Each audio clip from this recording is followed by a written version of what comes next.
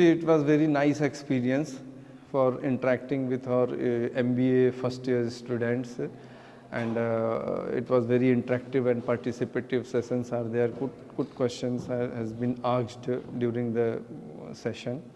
So I get opportunities to explain and share my knowledge to all the students and more focus on this sales and marketing.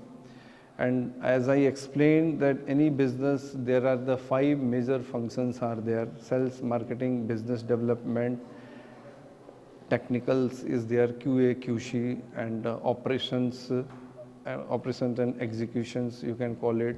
Purchase, procurement is one of the major, because you cannot sell your product at a very reasonable competitive rate unless your purchases are good. And fifth is accounts, finance, and administration.